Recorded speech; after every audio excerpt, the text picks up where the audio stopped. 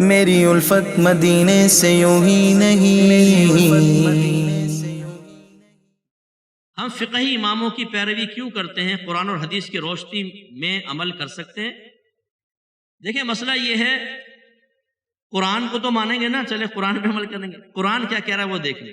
اللہ تعالیٰ نے ہم پہ واجب قرار دیا ہر نماز میں کہو، دعا مانگو، اہدنا الصراط المستقیم صراط الذین انعمت علیہم، اے اللہ ہمیں سیدھا راستہ چلا۔ کس کا راستہ؟ قرآن کا، حدیث کا؟ یہ تو نہیں فرمایا۔ اے اللہ ہمیں سیدھا راستہ چلا ان لوگوں کا راستہ جن پر تو نے انعام فرمایا۔ اس کا مطلب اللہ کے انعام یافتہ بندوں کا راستہ ہی قرآن و حدیث کا راستہ۔ پوری امت متفق ہے کہ 4 امام گزرے، امام اعظم ابو حنیفہ، امام شافعی، امام مالک، امام احمد بن حنبل، انہوں نے قرآن اور حدیث سے مسائل نکالنے کے اصول بنائے اور پھر قرآن و حدیث سے مسائل نکالے، اور ان کے شاگردوں نے ان مسائلوں کو کتابوں میں لکھا اور آسان کر کے عوام کے سامنے پیش کر دیا۔ اگر کوئی یہ دعویٰ کرتا ہے کہ ہم فقہ کو نہیں مانتے، ان 4 اماموں کو قرآن حدیث سے کرو، میں ایک طالب علم کی حیثیت سے عرض کرتا ہوں، اسے میرے سامنے لے آئیے گا، میں اس سے 6 کویسچن کرتا ہوں، کوئی بڑی بات تو نہیں ہے نا، کہتا ہوں جا بھی ڈھونڈ کے بتا دے، قرآن حدیث سے ڈھونڈ کے بتا دے، فقیر کا نام بدل دیجیے گا۔ بھائی اگر قرآن و حدیث سے سب کچھ حاصل ہوتا، اب آپ کی بیوی کہے بھئی کپڑے کیسے پاک کرنے، قرآن و حدیث سے تو بتاؤ ذرا، اب میں فقہ کی طرف نہیں جاؤں گی، آپ لے آئے پورا قرآن اور بخاری اور ترمذی سامنے رکھ لیے، ڈھونڈتے رہے، 10 سال میں بھی نہیں نکلے گا۔ بندر کھانا حلال ہے کہ حرام؟ بتاؤ قرآن و حدیث سے نکالو ذرا، ڈھونڈتے رہو۔ ٹیسٹ ٹیوب بیبی جائز ہے کہ ناجائز؟ قرآن و حدیث سے ڈھونڈتے رہے۔ آج کل جانوروں کے اسپرم جو ہیں وہ فیمیل کے اندر، رحم کے اندر انجیکٹ کر دیتے ہیں، اعلیٰ نسل کے میل کے اسپرم لے کے حمل ٹھہر جاتا ہے، جائز ہے کہ ناجائز؟ بتاؤ قرآن و حدیث سے نکالو۔ باتیں کرنا بڑا آسان ہے۔ میں نے ایک ایسے شخص کا انٹرویو سنا جو تقلید کے قائل نہیں ہے، بڑا مشہور عالم، بہت ہی مشہور، غیر مقلد عالم۔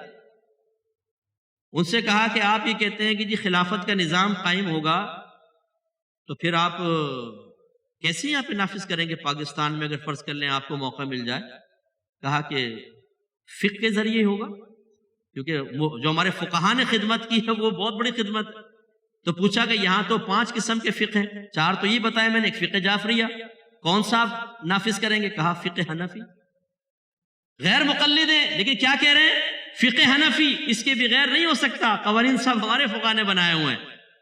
تو پھر ہوسٹ نے کہا کہ اگر فقہ حنفی نافذ ہوگا تو فقہ حنفی تو آپ کو نہ جمعہ پڑھانے دے گا، نہ آپ تفسیر قرآن بیان کر سکتے ہیں، کیونکہ آپ عالم نہیں ہیں، اور جو عالم نہیں ہوتا نہ وہ جمعہ پڑھا سکتا ہے اور نہ وہ قرآن پاک کی تفسیر بیان کر سکتا ہے، تو وہ عالم صاحب مبہوت ہو گئے۔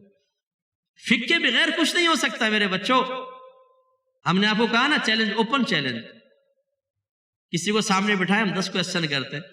اب جب وہ قرآن و حدیث سے نہیں نکالے گا تو اپنے ذہن سے ہی بتائے گا، لازم بات ہے کہ بھئی ہاں قرآن و حدیث میں تو براہ راست نہیں ہے لیکن یہ حل ہونا چاہیے۔ اب ہم پوچھتے ہیں تمہاری مانے کہ نہ مانے، اور اگر تمہاری مان لے تو قرآن و حدیث سے ہٹ کر مانی کہ نہیں مانی؟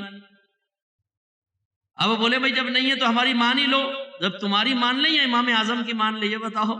ہم تو امام اعظم کی اسی لیے تقلید کرتے ہیں، اور امام اعظم کی تقلید کا مطلب یہ نہیں ہے میرا موضوع نہیں ہے، کبھی موقع ملا آپ تقلید کے موضوع پہ بیان رکھیں، میں آپ کو پوری مجتہد سمجھا جاؤں گا، اور ایسے سمجھا کر جاؤں گا انشاءاللہ اس کے بعد کوئی اعتراض ہوگا آپ خود جواب دیں گے اس کا، اتنا اچھا آپ کو سمجھا کے چلے جاؤں گا۔ ہمارے امام اعظم نے کوئی اپنے پاس سے مسئلے نہیں بنائے، آپ نے قرآن و حدیث کو پڑھا ہے، پھر اصول بتائے کہ کس طریقے سے اس سے مسئلہ نکالنا۔ میں ایک مثال دے دیتا ہوں، اللہ نے عدت بیان کی، یتربصن بانفسہن 3 قروء، یہ مطلقہ عورتیں اپنے آپ کو 3 قروء تک روکے رکھیں۔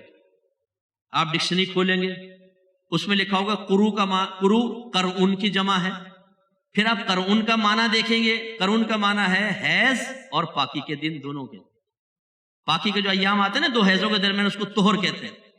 قرؤن کا مطلب حیض بھی ہے طہر بھی، اور ایک دوسرے کی ضد ہیں۔ آپ بتائیں اب اللہ تعالیٰ طہر فرما رہا ہے کہ حیض فرما رہا ہے؟ بتاؤ۔ امام اعظم نے اپنے دلائل سے یہاں حیض مراد لیا، امام شافعی نے اپنے دلائل سے طہر مراد لی۔ امام اعظم فرماتے ہیں امام کے پیچھے سورہ فاتحہ نہیں پڑھ سکتے، آپ خاموش رہیں گے، کیونکہ اللہ نے فرمایا جب قرآن پڑھا جائے تو بالکل خاموش رہو۔ امام شافعی رحمۃ اللہ علیہ فرماتے ہیں کہ امام کے پیچھے سورہ فاتحہ پڑھنا فرض ہے۔ امام اعظم منع کر رہے ہیں وہ فرض، ان کے اپنے دلائل ہیں، ان کے پاس اپنے دلائل ہیں، دلائل ٹکرانے والے ہوتے ہیں، پھر وہ امام حضرات جو ہیں فیصلہ کرتے ہیں کہ ہمیں کون سا مسئلہ اخذ کرنا ہے اور عوام تک پہنچانا ہے. لہٰذا امام کی پیروی کرنا بہت ضروری ہے، ورنہ وہی بات ہے کہ آپ قرآن حدیث کی طرف آئیں گے. آئیے پھر ہم بیٹھے ہیں نا آپ کے سامنے، طالب علم کی حیثیت سے کوئی تکبر غرور نہیں ہے. اگر آپ کہتے ہیں ہم فقہ کو نہیں مانتے تو قرآن حدیث کو تو مانو گے نا، پھر نکال کے بتاؤ مسئلہ. آؤ گے وہیں پر ہی گھوم پھر کر وہیں پر آنا پڑے گا، فقہ کے بغیر گزارا. پیارے رضا میرے رضا، پیارے رضا اچھے رضا سچے رضا، طے کر سنت اعلی حضرت، مخزن عظمت اعلی حضرت، فخر ملت اعلی حضرت، رب کی